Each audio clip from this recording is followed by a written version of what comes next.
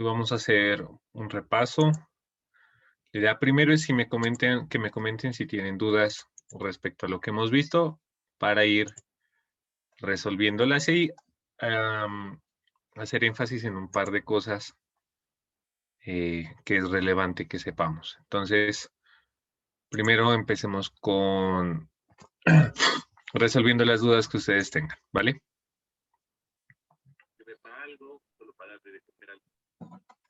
¿Perdón?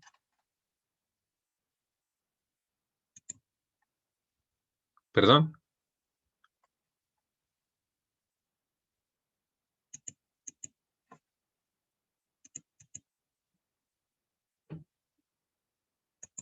Bueno, ¿alguien quiere empezar? ¿Quieren preguntar algo?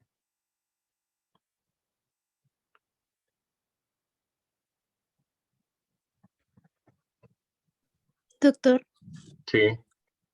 sino que en la primera clase, en la de cavidad bucal, usted nos habla de los músculos, ¿no? También nos habla del músculo vertical de la lengua y, Sí, y del músculo y, transverso. ajá, y no lo No, termina no, de hay, decir. hay una imagen, ya se las voy a mostrar, que es más esquemática realmente que de poder verla en el cadáver, pero con fines esquemáticos ahorita se los voy a indicar. Espérenme un momento.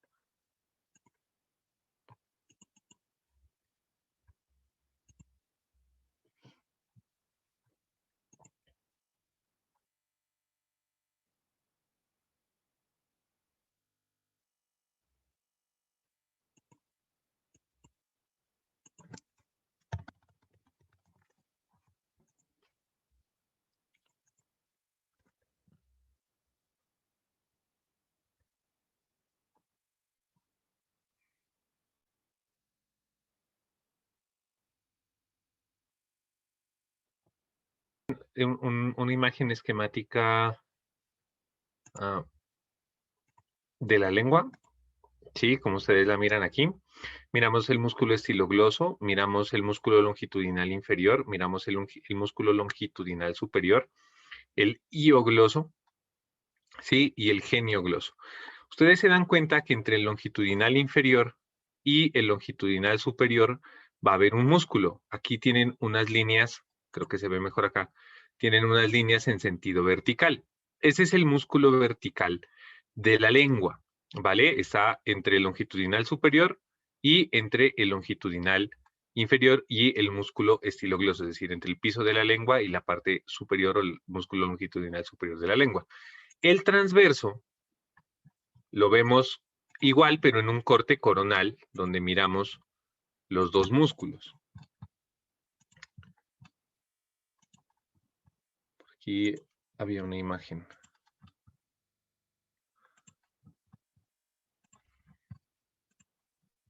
Creo.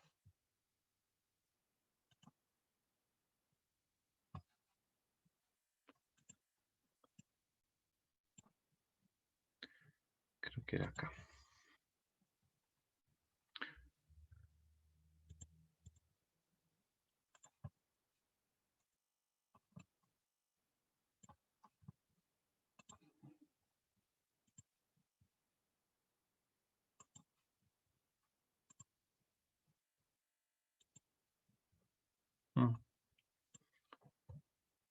Qué raro.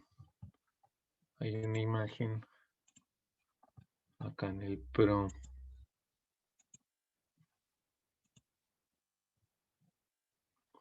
Creo que estaba acá.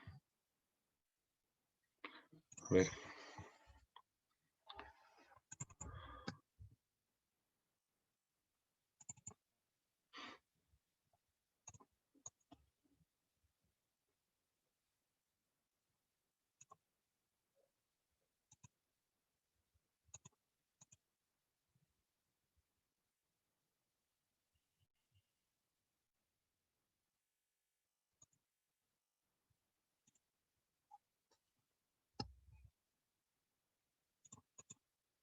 Yo estoy seguro que era en el Pro.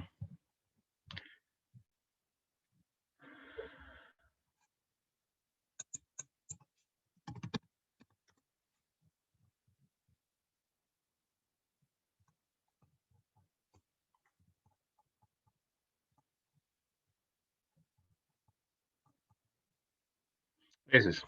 Bueno, aquí ven ustedes un corte coronal de la lengua. De hecho, están cortando justo la parte del surco que nos divide la lengua en la parte anterior y en la parte posterior o en la raíz y el cuerpo de la lengua. Y miran ustedes unas fibras que van en dirección transversa. Esas se las señalan como el músculo transverso y le señalan otras fibras que van en dirección vertical, que se entrecruzan las dos, las cuales corresponden al músculo vertical. Como les decía, en una disección real, pues son más complejos de ver, habría que hacer este corte, es decir, o bien levantar el músculo longitudinal superior para mirarlos en un corte sagital o en un corte coronal y mirar esa malla trabeculada que hacen los dos músculos, unas fibras longitudinales que corresponden al músculo vertical y unas filas transversas que corresponden al músculo transverso. ¿Listo? Eso no tiene mayor relevancia, simplemente saber que esos músculos están ubicados ahí y que pues forman gran parte del cuerpo de la lengua. ¿Listo? ¿Más dudas al respecto?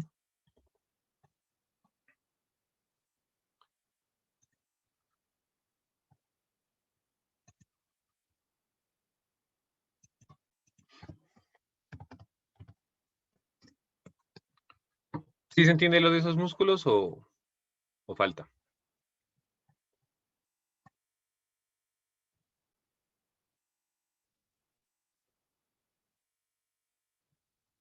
Sí, doctor, todo claro. Bien. ¿Qué más?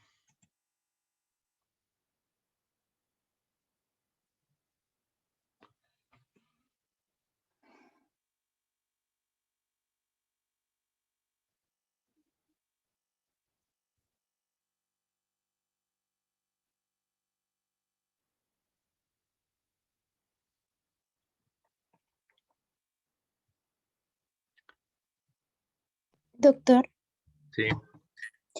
¿pero me podría volver a explicar bien lo de que usted mencionó en la tercera clase, lo de la citis?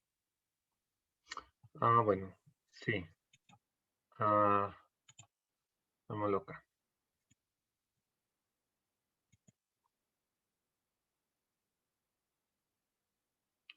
Bueno.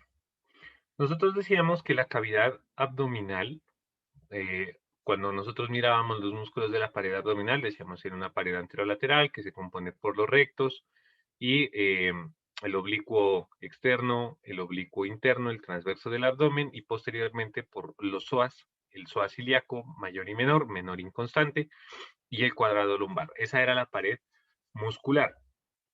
Dentro de las capas decíamos que pues posteriormente había una fascia preperitoneal y luego venía el peritoneo. Y ahora que estábamos hablando del peritoneo y entendiendo qué es el peritoneo, decíamos que en el peritoneo tenemos dos cavidades. Una cavidad menor o la famosa transcavidad de los epiplones o la bolsa omental. Y otra mayor, pues que semejante a lo que pasaba con las pleuras, son dos hojas, una de peritoneo eh, parietal, es decir, que se adosa o se pega a la pared eh, muscular del abdomen y otra visceral que se adhiere a las vísceras del abdomen. Y entre estos dos se forma un espacio, ¿sí?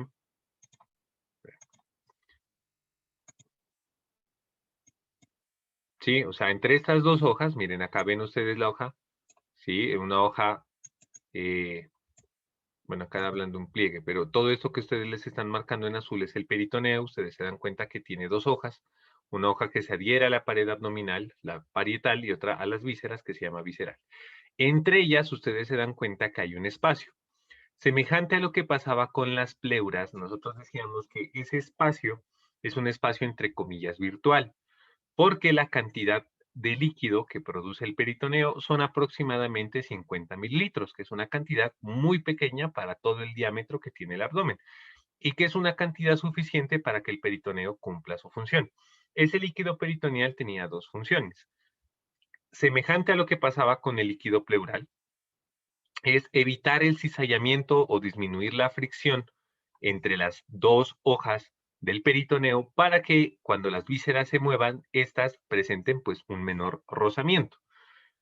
Sin embargo, hay patologías donde se aumenta la cantidad de ese líquido.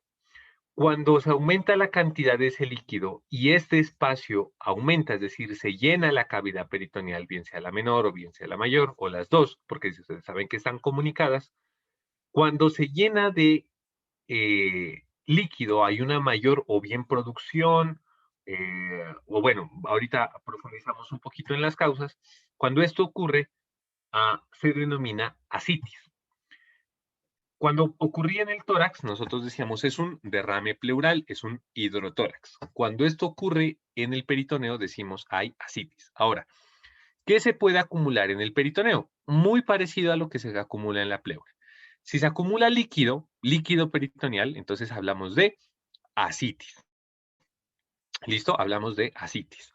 Si se acumula aire, hablamos de un neumoperitoneo. ¿De dónde puede venir el aire en el peritoneo? Pues esencialmente cuando uno ve aire en el peritoneo y no le han hecho una cirugía o no tiene una herida penetrante del abdomen, es decir, puede venir de ahí, obviamente, de que uno haya abierto la cavidad y el aire haya entrado, o que se perforó una víscera hueca y el aire de la víscera hueca está escapando hacia la cavidad peritoneal. En un trauma, por ejemplo, un trauma, bien sea un trauma cerrado de abdomen o un trauma penetrante de abdomen, puede haber sangre en el peritoneo y eso se le denomina hemoperitoneo. Es decir, cuando se acumula sangre, denominamos un hemoperitoneo, así como cuando se acumulaba entre el espacio pleural se denominaba un hemotórax. Anteriormente ya no se practica hoy en día, o es ya muy poquito esa técnica, se hacía algo que se llamaba un lavado peritoneal, cuando un paciente tenía un trauma cerrado de abdomen. Eso era cuando no teníamos a mano o era mm, menos asequible la ultrasonografía, es decir, la ecografía o pues una imagen como la tomografía axial computarizada. Y se inyectaba líquido, solución salina, en el peritoneo y luego se la regresaba. Entonces, si salía amarillita y era solo líquido peritoneal, no es un lavado negativo. Entonces, decían, no hay necesidad de llevarlo a la parotomía, o sea, de abrirlo y llevarlo a cirugía y explorarlo. Si salía sangre, entonces decían, hay hemoperitoneo, puede haber una ruptura de viscera hueca o un trauma vascular abdominal y lo llevaban a la persona a la parotomía, la llevaban a cirugía exploratoria. Eso hoy en día ya no se hace, pero se los comento como anécdota. ¿Listo? Clínicamente,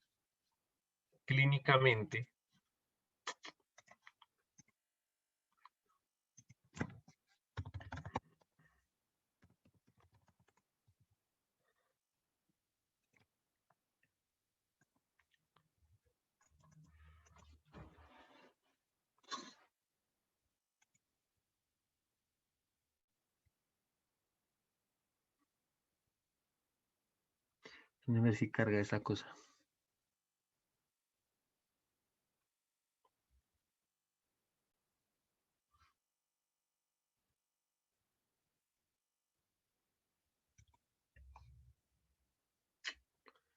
Hoy no nos va a cargar el Sobota.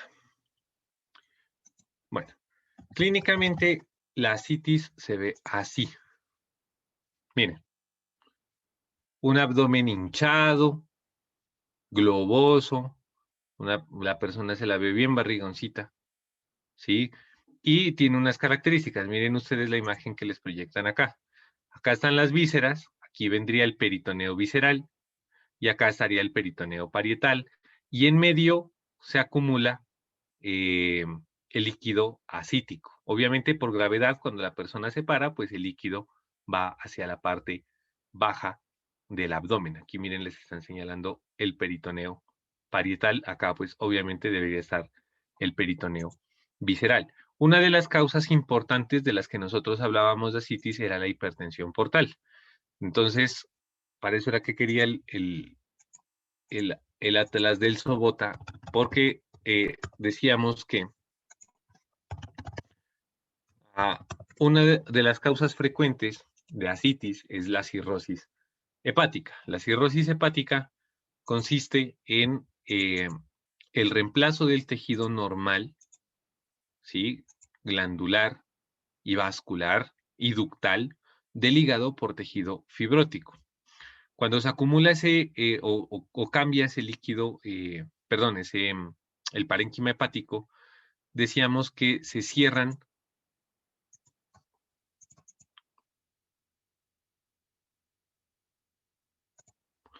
Cuando el parénquima hepático se reduce en tamaño, se fibrosa, colapsa las venas portales y aumenta la presión portal. ¿Sí? Eso se llama hipertensión portal. Entonces, la sangre no va a fluir y no va a drenar hacia la anastomosis portocava. Recuerden que el drenaje venoso de la cavidad del abdomen, hablamos generalidades, decíamos, se hace por dos vías, una vía directa hacia la cava, pero gran parte de la circulación venosa drena primero vía porta y luego la porta lo drena a la cava.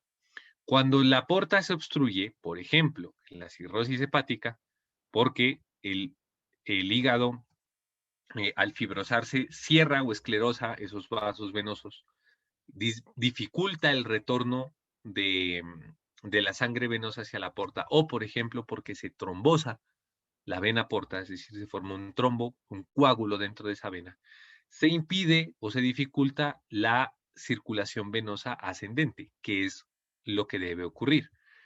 Hay regurgitación hacia las venas, entonces el vaso se hincha, ¿sí? Se llena de sangre por la regurgitación venosa, se vuelve congestivo y aparece la esplenomegalia, es decir, un vaso grande. Decíamos también que las venas esofágicas drenan hacia la porta, entonces la sangre se regurgita hacia las venas del esófago y se forman varices esofágicas. Y un concepto que ustedes ya no sé, pero ya lo van a ver en fisiología, o ya lo han visto en fisiología, aumenta la presión hidrostática de los vasos venosos. Y al aumentar la presión hidrostática de los vasos venosos, el líquido que está dentro del espacio vascular de las venas drena hacia el intersticio. En este caso, no hay más intersticio que el espacio peritoneal y se causa ascitis. Entonces, la ascitis en estas personas o dentro de la clínica de la hipertensión portal, teníamos y decíamos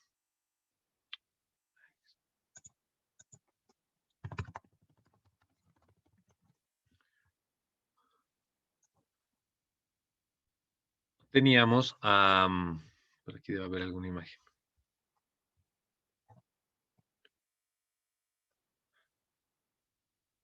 Teníamos la citis, obviamente, las varices esofágicas y la circulación en lo que se llama cabeza de medusa.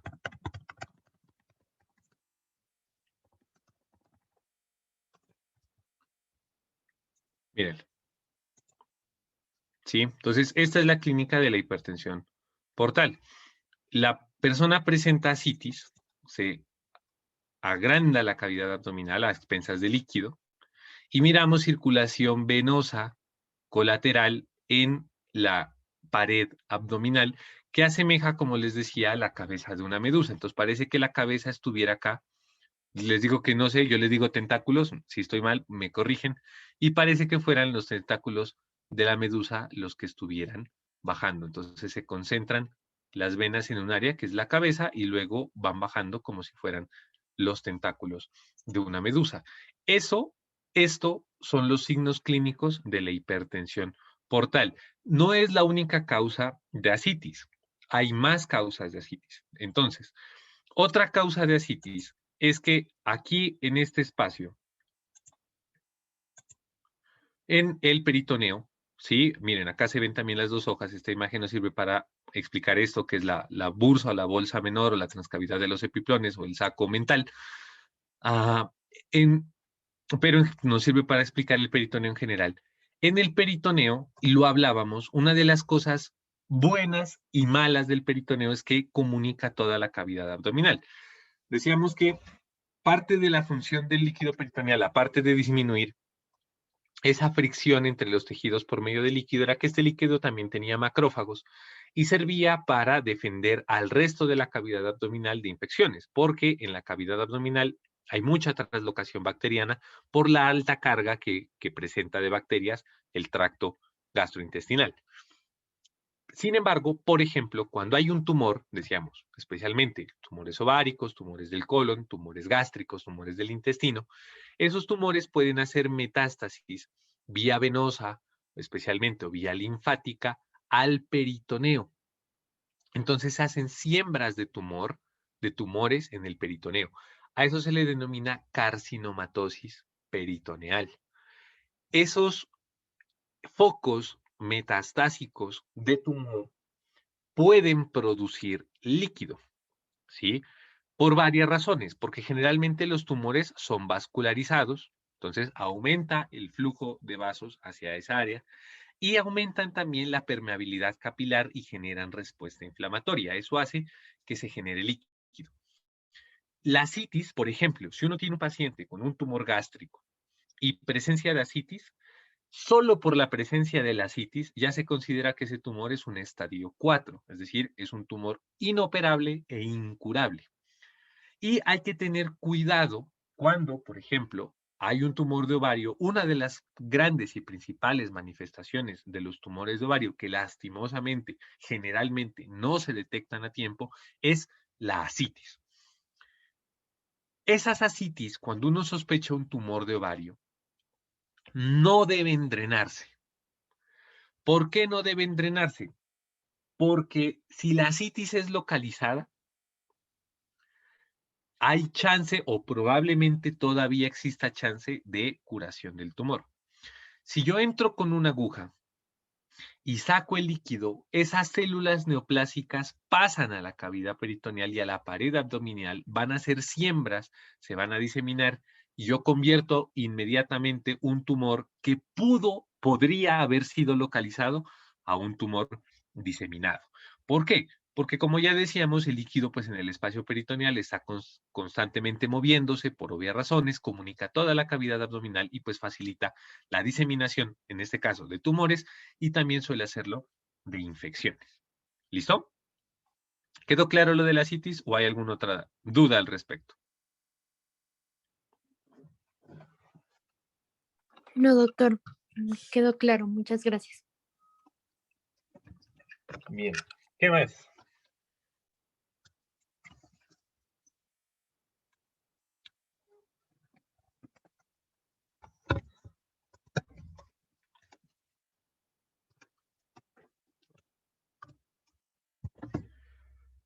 Nada más.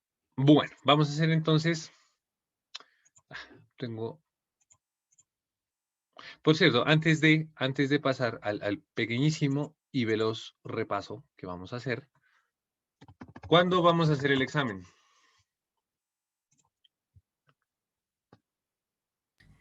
Doctor, pues el examen estaba planeado para el miércoles, si no estoy mal, ¿verdad? Bueno, entonces, ¿lo quieren hacer el miércoles? Ah, no, para el jueves 29 estaba planeado, sí. Jueves 29. ¿Lo quieren hacer el jueves? No, doctor. No. Eso. Hablen, ¿para cuándo entonces? Profe, pero ¿cómo sería la metodología del parcial? Bueno, yo les propongo dos cosas. Con el anterior grupo hicimos el examen oral de respiratorio, que es un tema más o menos de la misma del mismo volumen para estudiar, digámoslo así. O sea, no es un tema corto, pero tampoco es un tema largo. Yo creo que da también para hacerlo oral. Lo que hicimos con ellos fueron 3 preguntas de teoría, 2 preguntas prácticas. Claro, la verdad a mí en imágenes prácticas para abdomen sí, en el caso de ellos fue mejor porque sí pudimos ver tomografías y pudimos ver radiografías. En su caso no tenemos, o pues la verdad, este coso dice que próximamente va a traer imágenes de tomografía de abdomen, pero todavía no las ha incorporado. Entonces, no vamos a poder evaluar radiología del abdomen, que era lo que hubiese querido ver. Entonces, no voy a tener tampoco tanto material para preguntar en cuanto a lo práctico. Yo les propondría 2 cosas, ustedes a ver qué deciden para el examen. Una es hacer la parte teórica oral, 5 preguntas. Cada uno, obviamente, pues ahí va la nota de 0 a 5. Y hacer el práctico como lo habíamos venido haciendo en el anterior semestre de pues poner láminas y poner una pestañita y con base a la pestañita hacer la pregunta. Esa es una opción. La otra opción es hacer el teórico escrito, o sea, a través de la plataforma del COES. Y en ese caso, yo habría pensado ahora, uno, para no demorarme tanto calificando los exámenes, que es muy mamón, o sea, pues que el sistema es muy mamón para calificar los exámenes, porque se demora mucho entre una pregunta y otra pregunta. Yo abro como si fuera una sola pregunta, ahí pongo 10 preguntas de teoría, ¿sí? En esa misma les doy, si son 10 preguntas, les doy 15 minutos, 18 minutos, y ustedes lo resuelven al final, es decir, ustedes leen el examen, ahí va, pregunta 1, tal cosa, pregunta 2, tal cosa, y ustedes en el campo que deben responder colocan la 1, tal vaina. Entonces, por decir un ejemplo, no sé, a ver, la conformación del colédoco corresponde a, entonces ustedes dicen la unión del cístico con el conducto hepático común, ya, listo. Y yo, así me queda más fácil para mí calificarlo porque cada examen lo resuelvo en un solo y ahí le voy colocando los comentarios. Entonces, yo les propongo alguna de esas dos formas, pues ustedes escojan a ver cualquiera. Profe, Sí. si hacemos como la segunda opción, ¿cómo quedaría el práctico? Igual, el práctico no va a cambiar. O sea, el práctico para mí va a ser igual en ambos casos porque no tengo tanta lámina de dónde preguntarles para hacerlo oral. No hay tanto, no tengo, sí, tanta lámina o tanta imagen para preguntar y que hayan preguntas suficientes para hacerla oral a todo el grupo. Entonces, el práctico va a ser igual en los dos casos. Lo que va a cambiar es el teórico. Si ustedes escogen hacer el teórico oral, pero obviamente todos, no es que uno oral y otro es escrito. O todos oral o todos escrito, como se los planteé. Vale, profe, gracias. Sí, profe, pues aquí escogiendo en el grupo de WhatsApp con la segunda opción de hacerlo el teórico escrito así como usted nos dice. Bueno, listo. Entonces lo vamos a hacer así. ¿Y lo Bien, dejaríamos para el jueves o para el...? yo no tengo problema en que ustedes cambien la fecha, ¿sí? Por eso les pregunto si quieren o no quieren hacerlo el jueves. ¿O qué fecha proponen ustedes? Ah, y la otra pregunta. ¿Mañana tengo clase todavía con ustedes o ya paso con el otro grupo?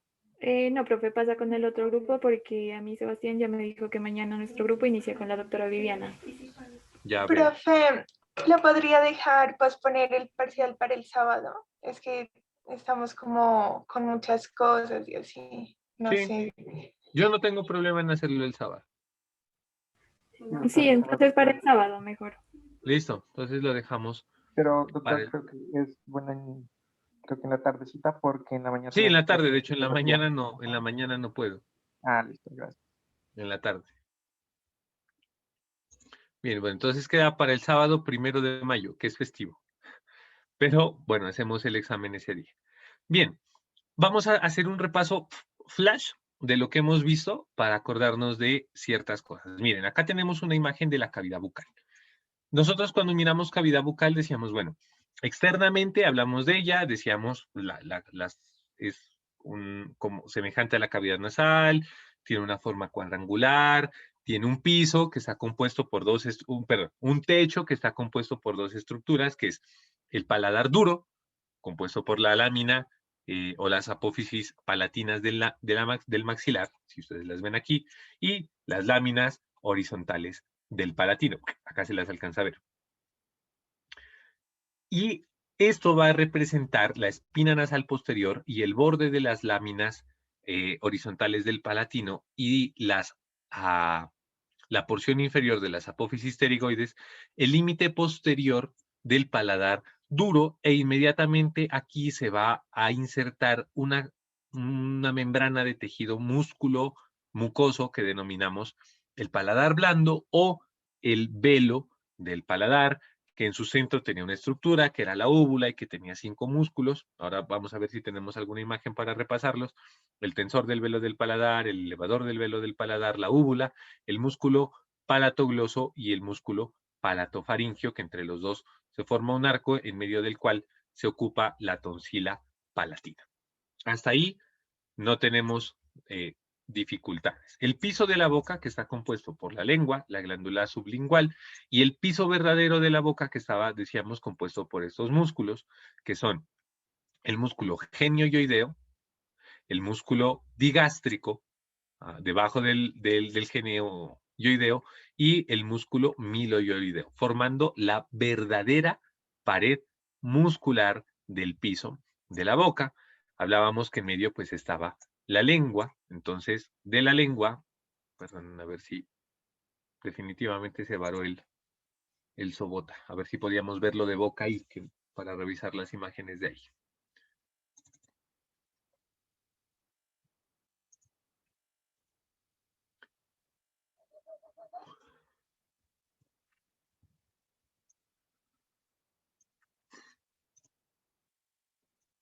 Bien, entonces acá decíamos paladar duro, el paladar blando, la úvula, el pilar palatogloso, el pilar palatofaringio y en medio las tonsilas palatinas y la lengua.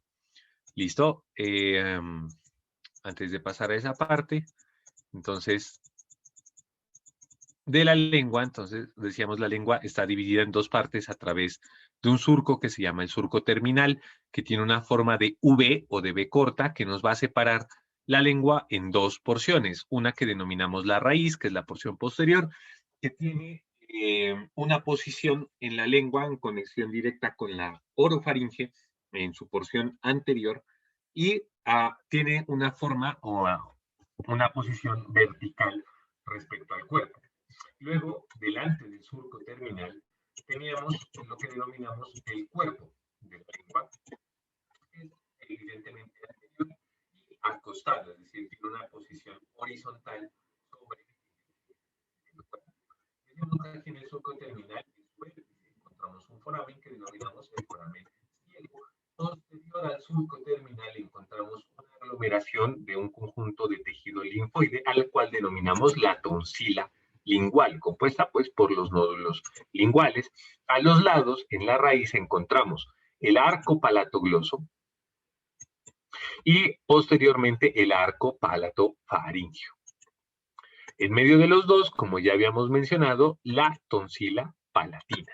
Y como límite posterior y en directa relación con la lengua, encontrábamos el cartílago epiglótico, que fue por ustedes estudiado en laringe, del cual decíamos se une con la lengua y presenta 3 pliegues, un pliegue epiglótico, glosoepiglótico medio y 2 pliegues glosoepiglóticos laterales. En medio de estos dos, a cada lado, encontramos unos espacios que se llaman valléculas, ¿listo? Que decíamos que realmente si nosotros pronunciásemos como deberíamos decirle valécula.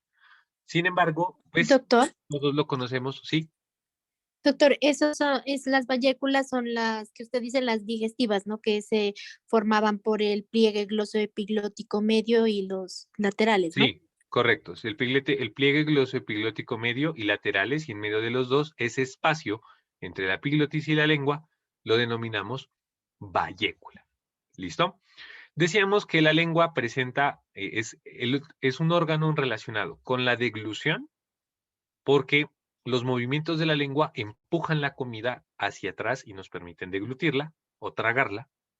Hace parte del órgano de la fonación, porque con la lengua articulamos las consonantes, ¿sí? La posición de la lengua es importante para poder pronunciar las consonantes. Y también hace parte, o es mejor dicho, la parte esencial del órgano del gusto. Y es la parte esencial del órgano del gusto por las papilas. Entonces decíamos que encontrábamos varios tipos de papilas. Por ejemplo, las papilas circunvaladas o papilas caliciformes, que son las más grandes, las encontramos delante del surco terminal. Y decíamos que en el libro nos decían que son de 8 a 14. El número va a variar de texto a texto, entonces no vamos a hacer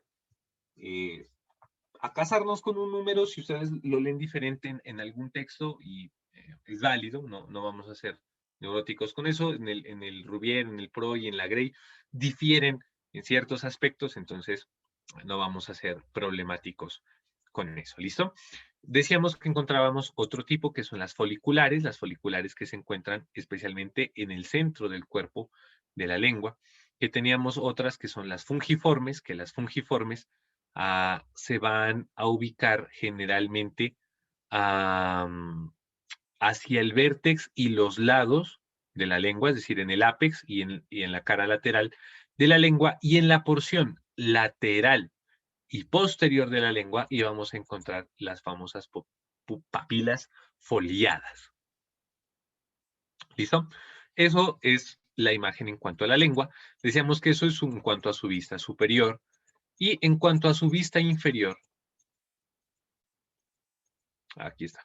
En cuanto a su vista inferior, decíamos que le describimos un pliegue, ¿sí? Que es el frenillo lingual, el cual se adosa o adosa la lengua a la pared o al piso de la boca, pared inferior o piso de la boca, que le encontramos que es lisa y mucosa en su porción posterior. Y que aquí puede haber una patología que es que el frenillo sea corto o no sea laxo, es decir, que sea fibrótico, que sea esclerosado, y la persona no pueda levantar bien la lengua. Decíamos que esto es un problema porque no se pueden articular bien las palabras, que entonces lo que se hacía aquí es una frenectomía, es decir, cortar el frenillo para que la lengua quede libre sobre la cavidad bucal. Aprovechando esta imagen del piso inferior, entonces decíamos, si abrimos o disecamos la lengua, vamos a encontrar el nervio, la vena y la arteria lingual profundas. Y la glándula salivar lingual, que hace parte de las glándulas salivares menores. A los lados del frenillo íbamos a encontrar la apertura del conducto sublingual, o carúnculas sublinguales, ránulas también les llamaban. Y Hacia los lados vamos a encontrar nosotros las aperturas de los conductos de la lingual. De la glándula sublingual, decíamos, pues como el nombre lo indica, está debajo de la lengua, hace parte de las glándulas salivares mayores, no tiene un conducto propio, sino que todas sus glándulas van a abrir hacia un conducto, hacia varios conductos, cada uno de ellos abre en el piso, en la porción sublingual o en el piso de la boca, y pues drenan la saliva a través de los mismos, y decíamos que son aproximadamente 20 orificios. ¿Listo? 20 a 30, si no estoy mal, es lo que mencionan los libros. Decíamos que hay una vascularización arterial y venosa importante, y hacer un tejido mucoso se pueden absorber varias sustancias, entre ellas medicamentos, y que hay medicamentos que se pueden y algunos que se deben dar por administración sublingual, ya que se absorben por el gran contenido venoso. Decíamos también que el alcohol se absorbe en la cavidad oral, que si dejamos alcohol el tiempo suficiente en la cavidad oral y pues lo estamos dejando ahí, ese se absorbe y una persona pues podría embriagarse por medio de este método. Acá vemos los labios, del labio superior y el labio inferior, decíamos cambios están unidos a través a las encías, a través de unos frenillos, es pues el del labio inferior y el del labio superior. Hablábamos que la patología más frecuente presentada en los labios o el defecto congénito más frecuente es el paladar hendido y el labio hendido, mal llamado labio leporino porque pues les recordaba a los labios de los lepóridos o de los conejos. ¿Listo? Que es como si fuera abierto. Y decíamos que esto tiene un problema, pues, porque la persona no puede hablar bien, hay una permanente comunicación entre el exterior y la cavidad oral. Cuando es el caso de un bebé, pues, no hay un buen agarre con la areola del pezón de la mama y se dificulta la succión. Y por eso, pues, estos defectos del nacimiento deben ser corregidos de manera quirúrgica. Muy bien, acá vemos nosotros la apertura de la glándula de la glándula parótide a nivel entre el primer y segundo molar de la arcada dentaria superior. Hablábamos entonces también acá, volvamos a esa imagen, hablábamos nosotros de la arcada dentaria, decíamos pues que denominamos, o conceptos, denominamos dentadura a toda la cantidad de dientes que posee una persona, que hay dos tipos de dentadura, una decidual o de leche o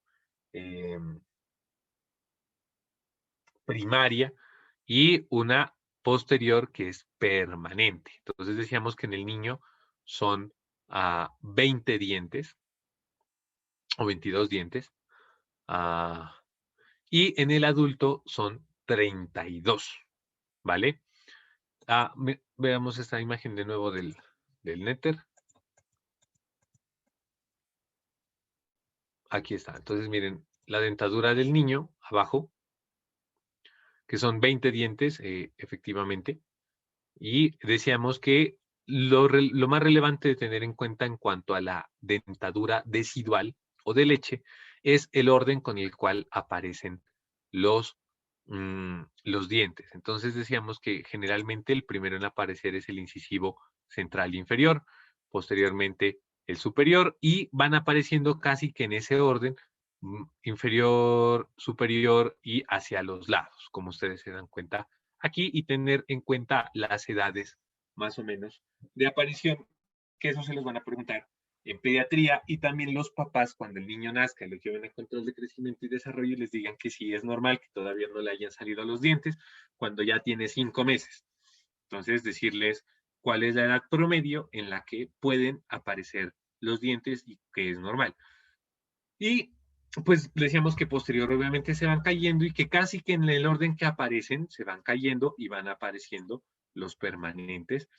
Y los últimos pues son las llamadas muelas del juicio o el tercer molar, o por nosotros conocidos como dientes cordales. Decíamos que eso se llama muelas del juicio porque son generalmente la erupción de estos dientes es sumamente dolorosa, y que cuando no erupcionan o se quedan atrapados en la cavidad mandibular o maxilar pueden dar origen a abscesos, los cuales pues deben removerse de manera quirúrgica. Hablábamos de las diferencias entre la dentición, es decir, bueno, denominábamos dentadura a la cantidad total de dientes, arcada dentaria a el arco y alveolar de cada parte de la cavidad bucal, es decir, de la maxila y de la mandíbula. Y que habían unas características comunes y unas diferencias en cuanto a los dientes. Decíamos entonces que tenemos 3 grupos de dientes, tanto arriba como abajo, que son los incisivos, que tenemos 4, 2 centrales y 2 laterales. Tenemos luego los caninos, 2 hacia los lados, o 1 a cada lado, perdón, y es igual tanto arriba como abajo. Luego tendríamos nosotros los premolares, que son 2 arriba y 2 abajo a cada lado. Y finalmente los molares, que son 1, 2 y 3 a cada lado, tanto arriba como abajo. Decíamos entonces que los incisivos tienen, como su nombre lo indica, un borde cortante, filoso, que presentan 4 caras, una cara anterior o labial, una cara posterior o lingual, y unas caras medial o lateral que entran pues en contacto, medial o lateral, según entren en contacto pues con el lado del diente. En este caso, por ejemplo, de este incisivo, esta sería la medial y esta sería la lateral, igual para este aquí la medial y aquí la lateral. Hablábamos de los caninos, decíamos que se semejan a los incisivos, pero terminan en un borde puntiagudo, el cual pues sirve para desgarrar los alimentos también, y que en nosotros no es tan desarrollado, que semeja a los colmillos de los animales, y que pues el objetivo en esos generalmente era el asesinato de la presa. ¿Listo? Luego teníamos los premolares, que decíamos que pues tienen bastante semejanza con los molares, y los molares cuya principal característica era que, primero, tenían su raíz es única. Y acá decíamos que acá es como si la raíz fuera múltiple, es una sola raíz, pero tiene varios bracitos, por decirlo de esa forma. Las caras, entonces, en los molares y en los premolares cambian al ser su forma cuadrangular. Teníamos un borde o una cara oclusal que entra en contacto con la recíproca del lado superior con la del inferior, y la del inferior con el superior, y que tenían estas crestas dentro de su conformación que servían para triturar los alimentos.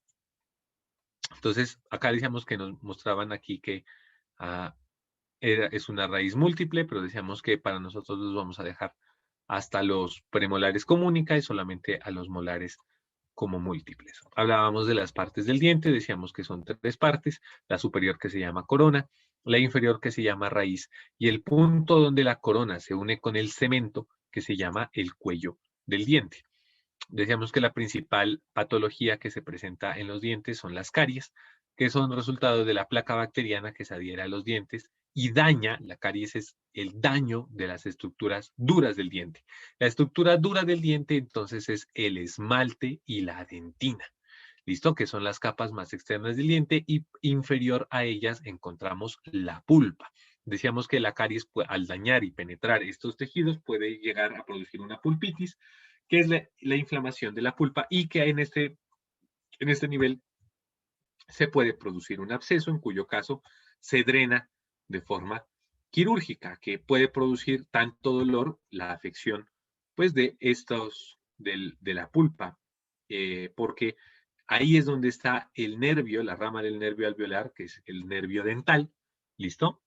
A través del canal central de la raíz, y que genera tanto dolor que en estos casos es que se hace el famoso tratamiento de conductos, que no consiste más que en meter una sonda o un cablecito a través del canal central y matar o dañar o lesionar el nervio para que se pierda la sensibilidad de ese diente y pues ya no se genere dolor. ¿Listo? Eso era como la patología dentaria. Y también hablábamos de la gingivitis, donde pues es la inflamación de la encía que se adosa al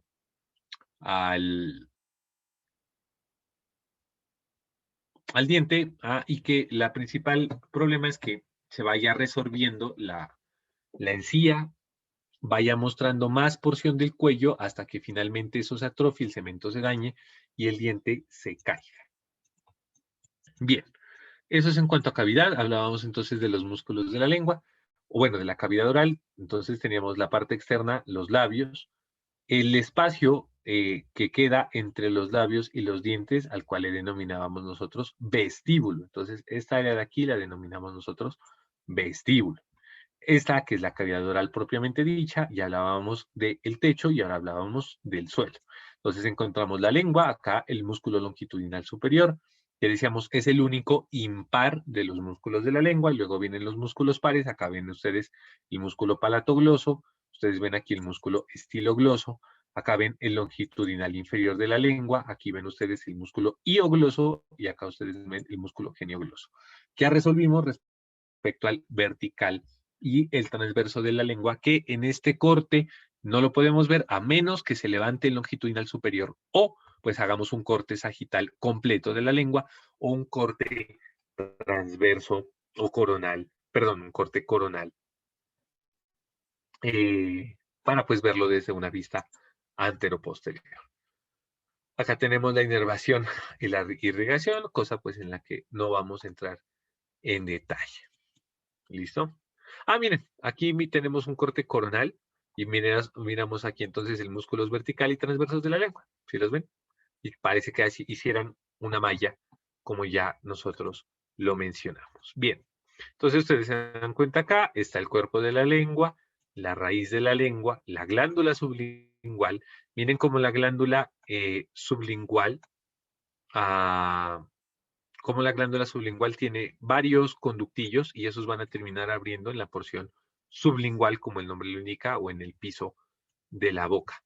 Y el conducto de la glándula submandibular, hablando de las glándulas salivares mayores, entonces cómo se ubica en la porción submandibular, el conducto va desde la porción posterior, va hacia anterior y medial, cruza la glándula sublingual, mírenla, la cruza, no la atraviesa, sino que la cruza, y finalmente abre en lo que decíamos las carúnculas o el espacio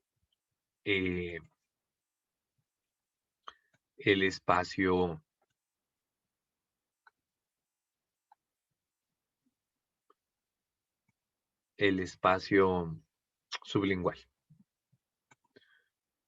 Bien, acá tenemos la parótida. Saben ustedes que está delante del músculo macetero, que va a tener dos caras, una medial y una lateral, varios bordes, borde superior, posterior y anterior, y que en la porción superior y anterior nace el conducto parotidio, el cual se dirige de forma anterior y posteriormente medial, para, como nos señalan aquí, terminar abriendo. Miren que este termina abriendo entre el tercer y el segundo molar, aunque los textos nos describen acá entre el primer y el segundo. Entonces ya ven que hay unos que dicen tercero y segundo, otros primero y segundo. ¿Listo? Bien.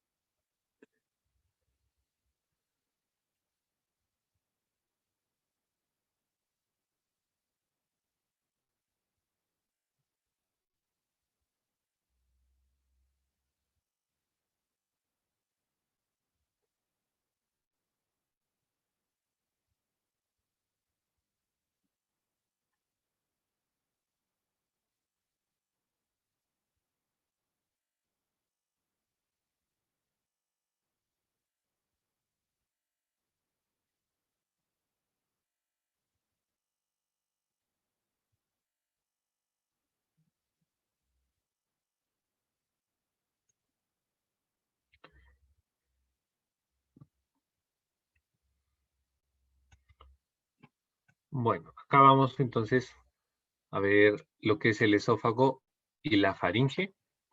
De la faringe no vamos a hacer mayor detalle, pues de lo que ya hablamos, porque en la otra clase lo hablamos con suficiente detalle. Bueno, antes de pasar a eso, hablábamos de la inervación de la lengua. Decíamos que los 2/3 anteriores están inervados por dos nervios, que son el séptimo y el quinto. rama vía nervio lingual, el quinto, y rama vía cuerda del tímpano y nervio intermedio, el facial. A través del nervio lingual van ambas ramas. Y decíamos que la inervación que le da el quinto es de tacto, temperatura, presión, que es sensibilidad somática general.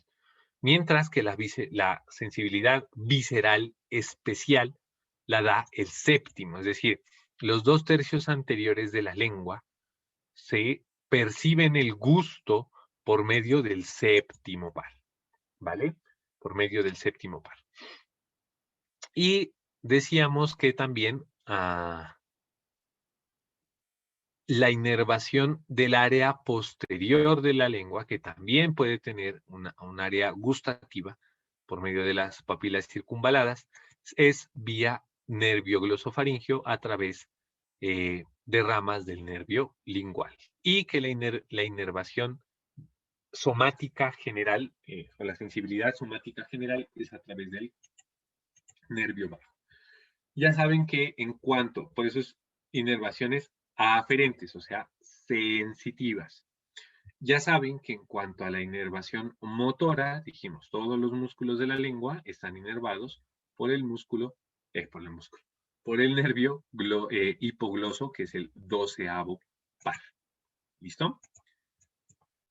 Muy bien, entonces acá tenemos lo de la faringe, acá arriba tenemos la nasofaringe, miramos nosotros los músculos del elevador del velo del paladar, pues como el nombre lo indica, eleva y tensa el velo del paladar, el músculo tensor del velo del paladar, que está lateral y superior al otro músculo, ambos que se van a tener una inserción en la porción cartilaginosa de la tuba auditiva, por lo cual decíamos que cuando el elevador del velo del paladar se eleva, o el velo del paladar, perdón, se eleva,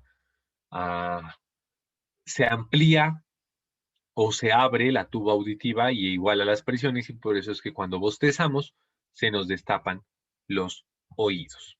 ¿Listo? Acá pues tenemos el músculo de la úvula, pues ahí en la úvula, y los otros dos músculos que lo vemos acá, el palato gloso, y posteriormente aquí aunque no nos lo están señalando, aquí el palato faríngeo. Con lo cual tenemos los músculos del velo del paladar y este espacio que le denominamos el istmo de las fauces. Entonces, límite de la boca es el velo del paladar. Aquí encontramos lo que es el istmo de las fauces y posterior al istmo de las fauces encontramos la faringe. ¿Qué decíamos que era la faringe? Pues la faringe decíamos que es una estructura tubular, músculo mucosa, en forma de embudo, que va desde las cavidades nasales, que es la porción, tiene 3 porciones, va desde las cavidades nasales, encontrando la nasofaringe, la orofaringe y la laringofaringe, que es más amplia en su parte oral y de ahí para abajo empieza a estrecharse, que presenta 2 grupos de músculos, que son 3 de cada grupo, unos que los llamamos los longitudinales y otros que son los constrictores. Decíamos que los constrictores pues son los más fáciles de mirar, ¿vale? Aquí entonces dentro de los músculos longitudinales que son difíciles de ver, mirábamos el salpingofaringio. Salpingofaringio porque se inserta también, en congruencia con los otros, en la porción cartilaginosa de la membrana, perdón, de la tuba auditiva y terminaba insertándose en el músculo constrictor superior de la faringe. Encontrábamos también nosotros el músculo palatofaringeo, como ustedes se dan cuenta acá, dentro de los longitudinales. ¿Listo? Y el músculo estilofaringeo, que como el nombre lo indica, va a venir desde la apófisis estiloides y se va a insertar en el constrictor inferior de la faringe.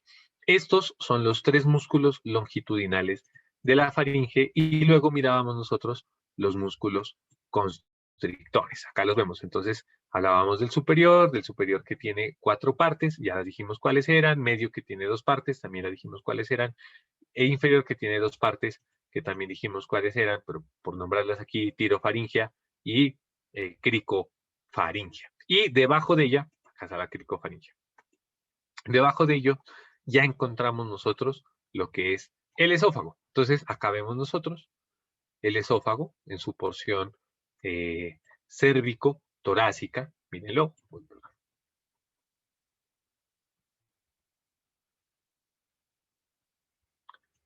Aquí se lo ven. Y miren lo que nosotros decíamos. Primero, es posterior a la tráquea. Eso es importante. El esófago es posterior a la tráquea.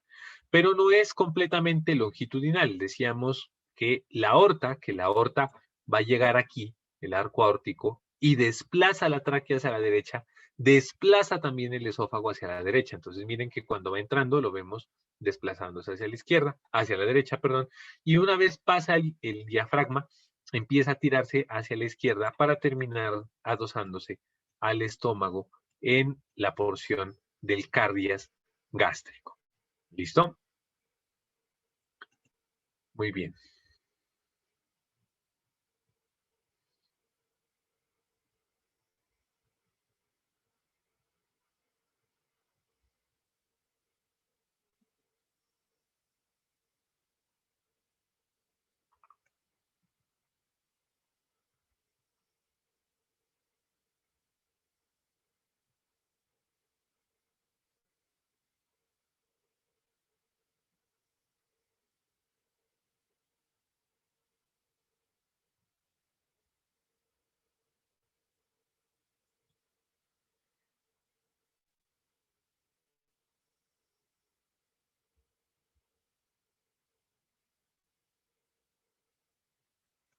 Bueno. Vamos a poner en stand-by un ratico lo que hemos visto. Vamos a ver esta interesante imagen que nos muestra este atlas. Bien, esta imagen es para entender la viabilidad. Está muy bonita. Miren ustedes, hay una transparencia del hígado. A través de esa transparencia nosotros podemos ver, como ya lo habíamos hablado cuando hablamos de los segmentos hepáticos, sabemos pues que cada segmento es un segmento porque tiene una rama de la vena porta, una rama de la arteria hepática y una rama o un conducto o un ducto biliar. Esos ductos de cada segmento van a ir confluyendo hasta que llegan a dos, que es un derecho y un izquierdo, que se unen en el conducto hepático común. Y ustedes los ven acá. Un derecho y un izquierdo y se unen en el conducto hepático común. Luego, pues ese se comunica o desemboca o se unen, más bien, con el conducto cístico, que es el que proviene de la vesícula biliar, formando así el colédoco. Decimos, el colédoco baja, penetra la cabeza del páncreas. En la porción inferior de la cabeza del páncreas se une con el conducto de Wirsum o conducto pancreático principal. Acuérdense que hay un accesorio que es el de Santorini. Se unen y terminan desembocando en, como nos lo muestra aquí, miren, acá viene el estómago, la primera porción del duodeno, la segunda porción del duodeno y abren en la papila duodenal mayor.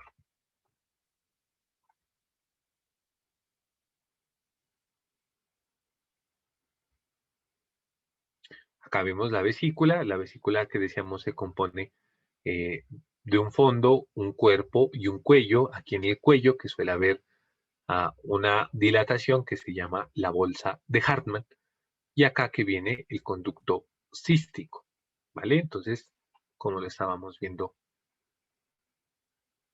en esta imagen.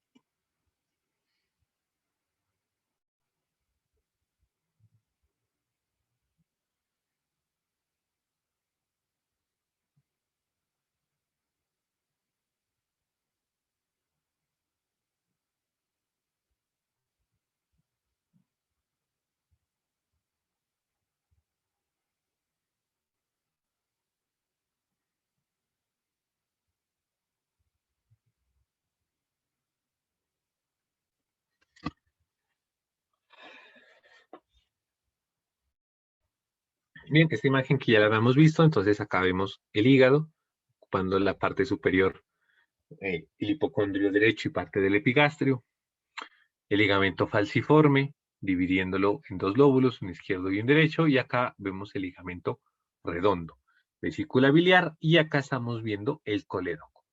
El estómago, la curvatura menor, la curvatura mayor. A la curvatura menor, decíamos entonces, adhiere el epiplón menor, que presenta dos ligamentos, que son el hepato gástrico y el hepato duodenal. Hepato duodenal y hepato gástrico. Hepato gástrico, y acá deberían estar señalando el hepato duodenal. En la curvatura mayor y en la tenia libre, o en la porción libre de la tenia del colon transverso, que se inserta el omento mayor o epiplón mayor, el cual cuelga como un delantal sobre las vísceras. Ya dijimos cuál es su función. Y debajo de este, pues, está la cavidad peritoneal mayor, y acá detrás entonces está la cavidad peritoneal menor. Entonces, si nosotros disecamos o levantamos ese ligamento, este espacio que encontramos acá es la famosa transcavidad de los epiplones, como ya lo habíamos visto nosotros en esta imagen.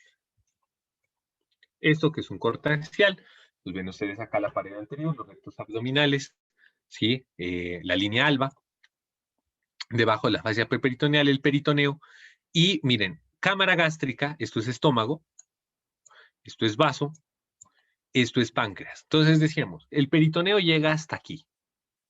Delante está el estómago, detrás está el páncreas. Lo que está entre estómago y páncreas, a este espacio le denominamos transcavidad de los epiplones, cavidad peritoneal menor, bursa omental o saco menor.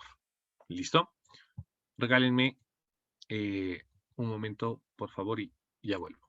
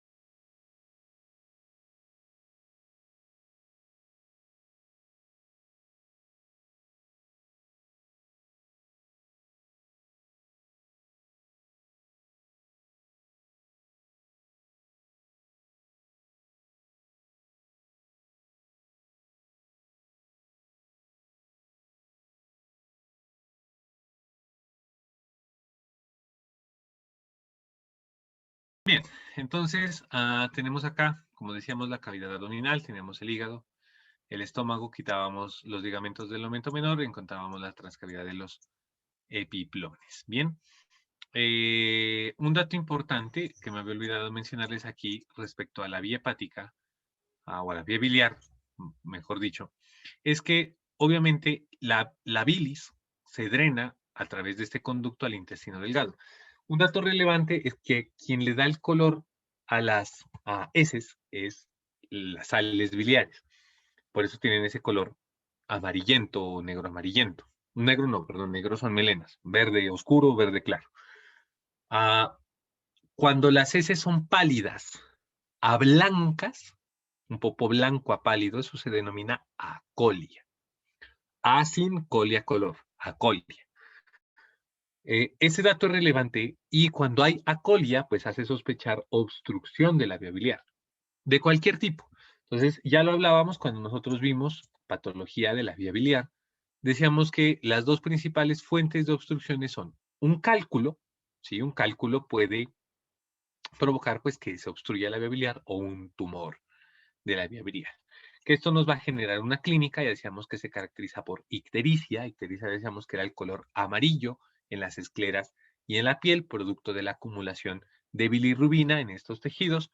Algo dijimos de que hay dos tipos de bilirrubina, una conjugada y una no conjugada, o directa e indirecta respectivamente, y que en el caso de los procesos obstructivos, la que se acumula es pues la que ya se conjugó por el hígado, ¿sí? Entonces se eleva la bilirrubina a expensas de la directa y eso se le conoce como un patrón biliar obstructivo o una hiperbilirrubinemia de patrón obstructivo. Y otro de los signos clínicos pues es la acolia. Cuando un paciente está ictérico y tiene acolia, uno sospecha obstrucción de la vía biliar. ¿Listo? Bien, hablábamos luego entonces del duodeno. Vamos a ver, aquí está el señor duodeno. Vamos a quitar. Vamos a quitar el aumento. Y vamos a quitar el colon transverso. Y miren, ahí nosotros miramos el duodeno con su forma de C. Entonces decíamos la primera porción, que es la ampolla, porción horizontal, luego la porción descendente, la porción transversa y finalmente la porción ascendente. Todo esto va a ser retroperitoneal hasta la porción ascendente, donde ya se continúa con el yeyuno y forman este ángulo que se denomina el ángulo de Treitz, donde ya vuelve a ser intraperitoneal.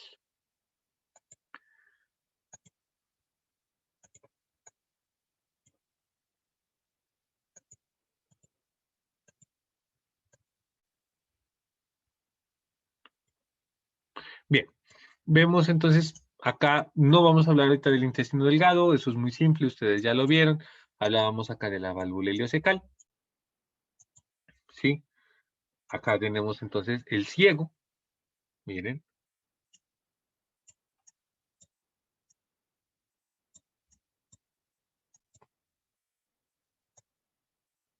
Este es el ciego.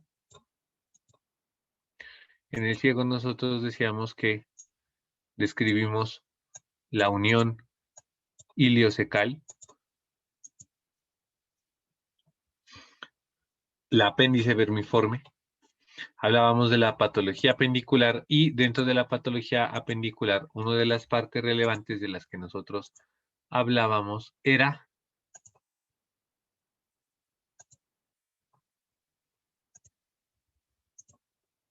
el punto de McBurney o punto apendicular, que es un punto que siempre se los van a preguntar.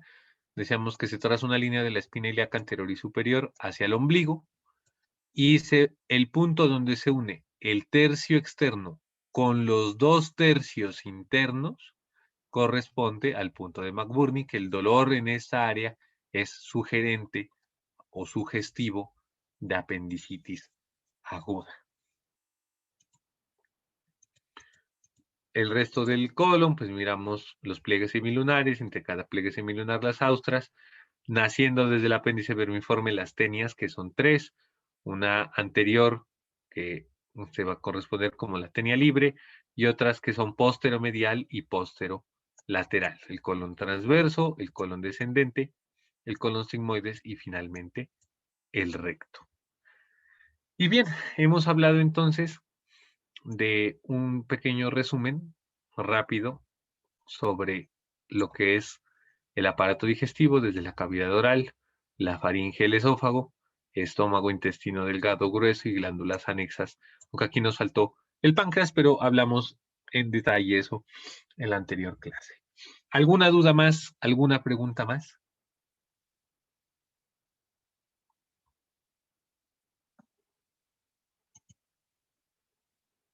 No, profe, todo claro. Muy bien. Entonces, el examen, como acordamos, para el día sábado. Ya nos vemos, chicos. Que estén bien. Listo, profe, hasta luego, gracias.